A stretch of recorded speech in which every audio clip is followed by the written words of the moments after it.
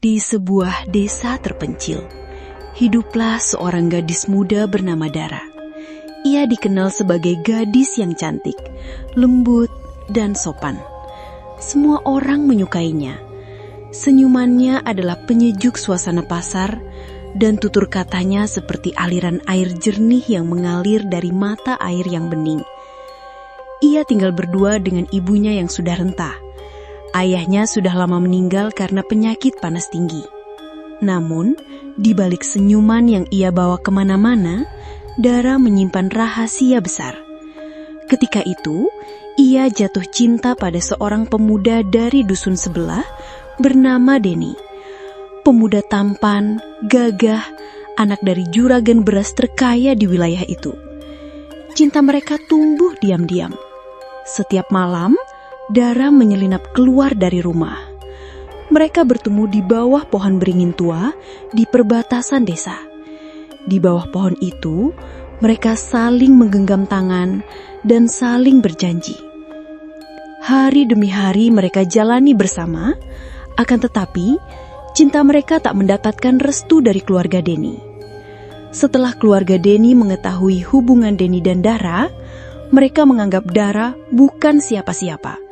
Ia tak punya nama, tak punya warisan.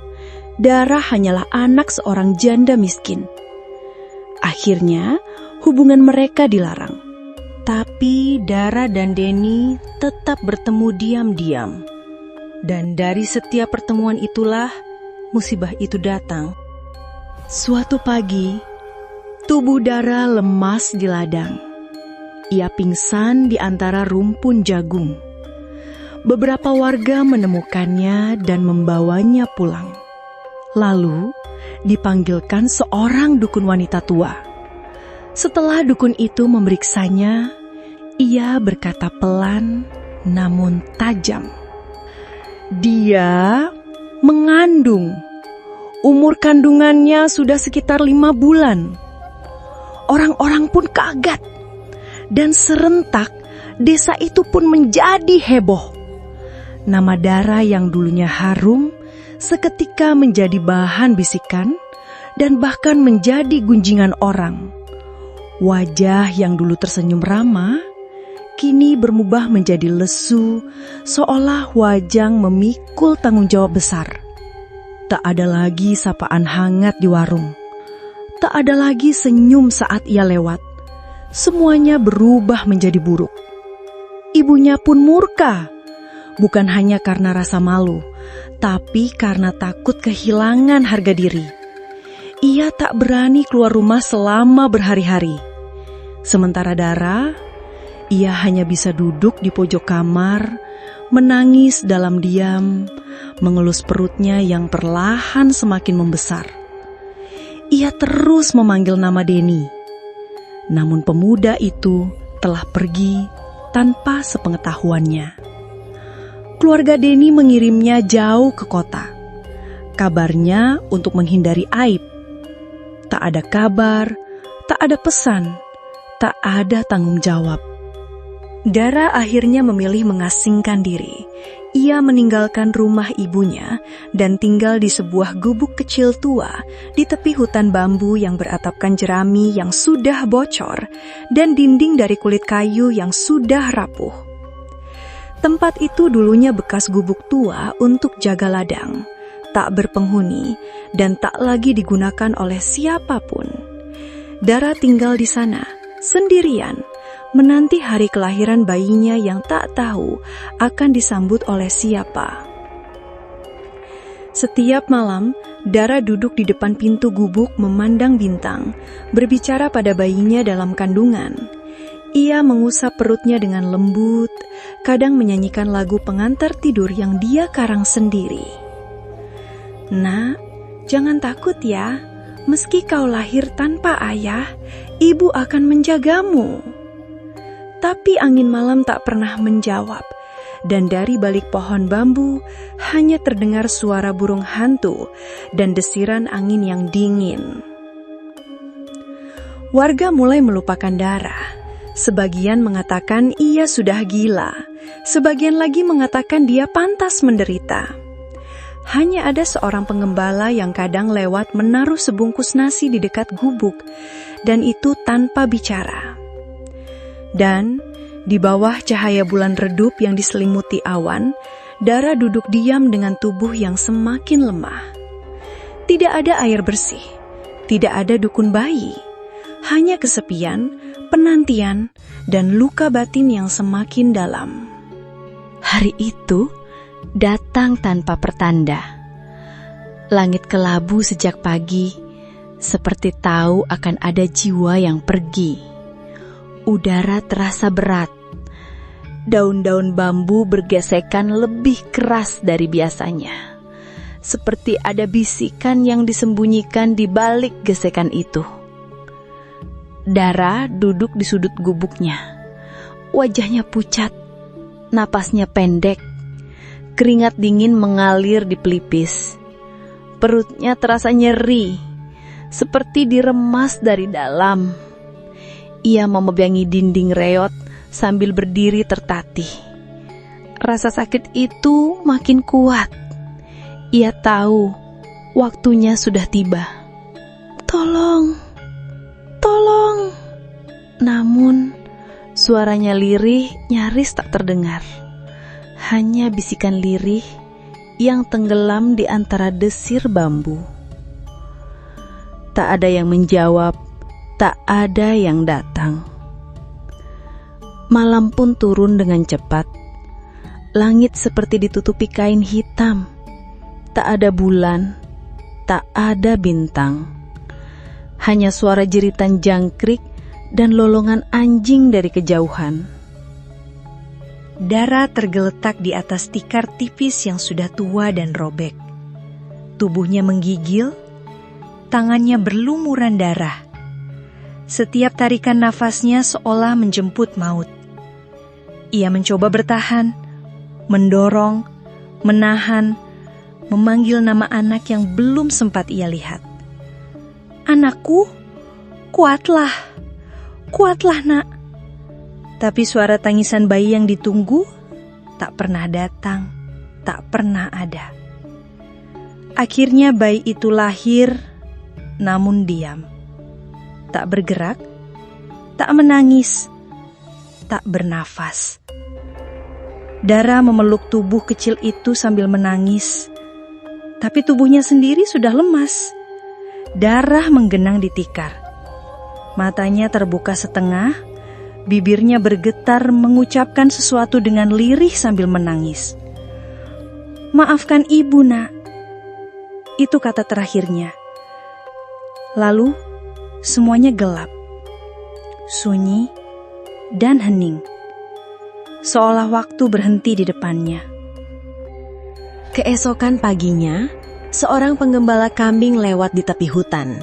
Ia mencium bau anyir dari arah gubuk. Bau yang tak biasa, menyengat, menusuk hidung. Dengan langkah ragu, ia mengintip lewat celah dinding.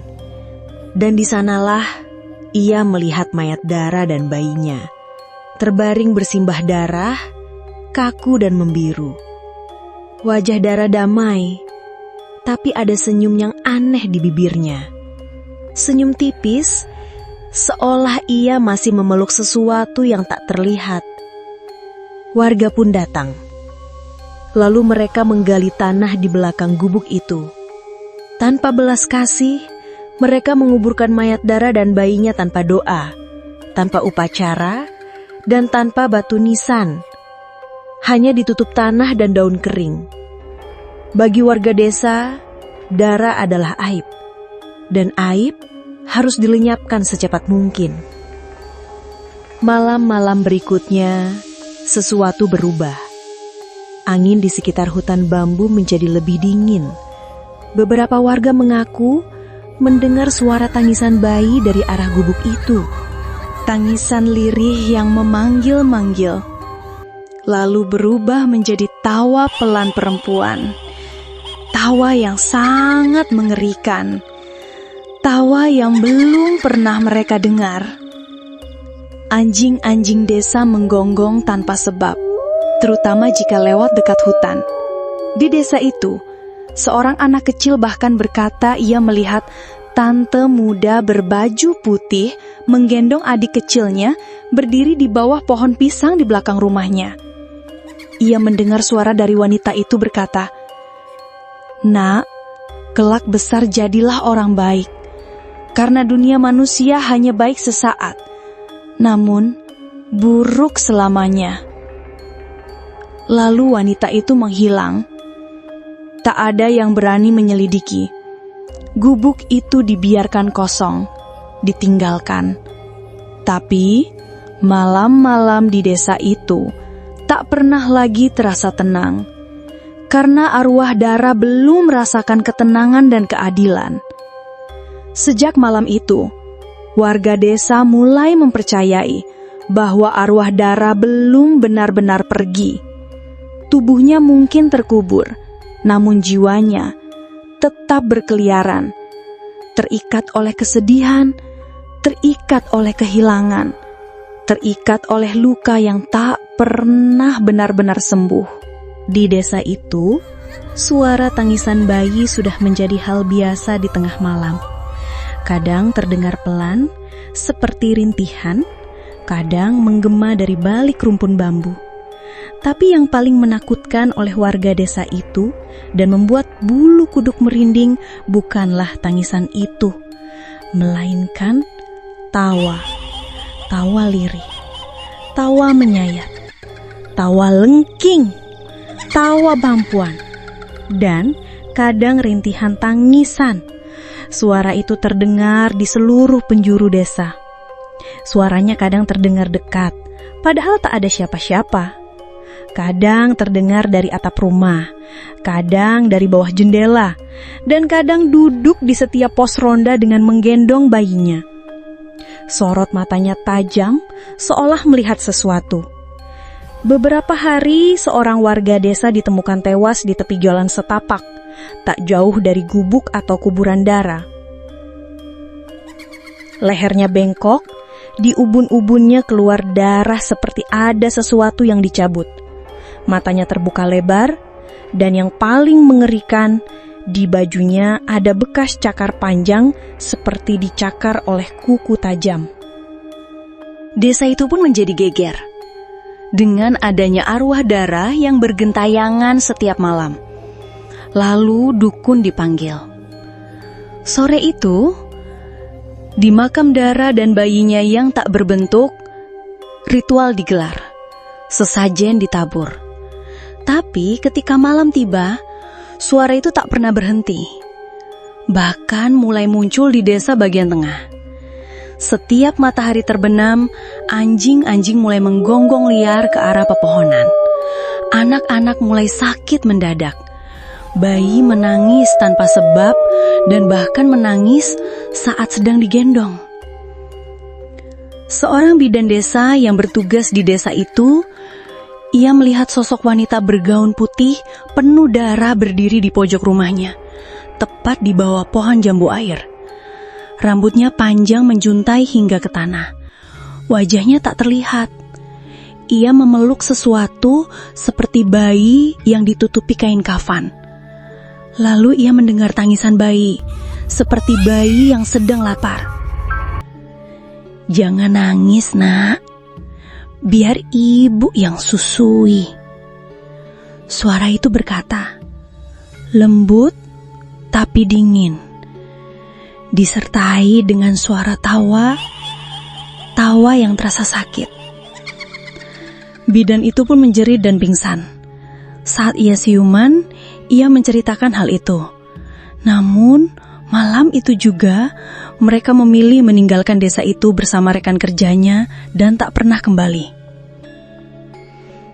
Di tengah ketakutan itu, kepala desa akhirnya memanggil seorang kiai tua dari kampung seberang. Sore itu mereka bersama warga mendatangi tempat kuburan Dara dan bayinya. Di sana mereka membacakan doa, menyiram air yasin di sekitar gubuk, lalu membakar dupa di dekat kuburan Dara. Namun di malam harinya, kiai itu bermimpi buruk. Dalam mimpinya, ia berada di tengah hutan bambu. Kabut tebal menyelimuti di sekeliling, lalu dari balik kabut, Dara muncul. Wajahnya pucat, matanya hitam legam. Ia menggendong bayinya yang diam, kaku, dan membiru. Kalian mengubur kami tanpa doa, tanpa nama, tanpa cinta, tanpa belas kasih. Kalian mengubur kami seperti mengubur bangkai binatang. Ucapnya lirih, menangis, dan tertawa. Jadi, jangan salahkan aku bila aku tetap di sini. Kiai itu terbangun dengan tubuh gemetar dan keringat dingin. Keesokan harinya, ia hanya berkata, dia tidak ingin pergi.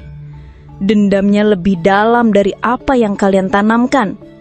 Sejak saat itu, warga desa tersebut satu persatu meninggalkan desa itu, termasuk ibunya.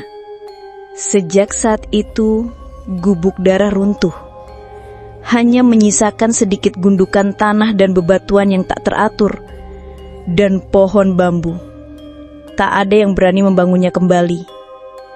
Di malam-malam tertentu, terutama saat bulan gelap, suara Dara dan bayinya masih terdengar. Kadang tangisan lirih, kadang tawa serak, kadang tawa melengking.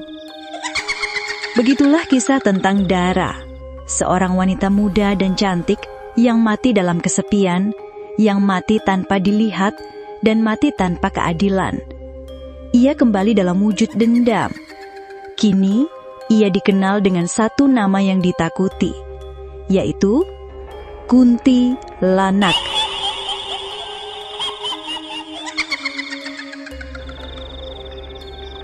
Kunti yang berarti arwah sang ibu sedang menggendong, dan Lanak bermakna anak atau bayi karena mati bersama dan dikubur bersama tanpa ritual ataupun doa. Istilahnya, dikubur dengan cara tidak layak, tanpa kasih sayang, dan tanpa peri kemanusiaan. Maka arwahnya bergentayangan sepanjang umur dunia. Ia bukan hantu biasa, tapi jiwa yang hancur oleh pengkhianatan, aib, dan kematian tak wajar. Ia tak ingin meneror semua orang. Ia hanya ingin dunia tahu bahwa dirinya pernah hidup dan pernah sangat tersakiti. Dan jika kamu berjalan sendirian melewati pohon bambu dan mencium bau bunga melati yang sangat kuat, jangan pernah menoleh. Karena bisa jadi dia sedang berdiri di belakangmu, menggendong bayinya, dan berkata, "Aku di belakangmu."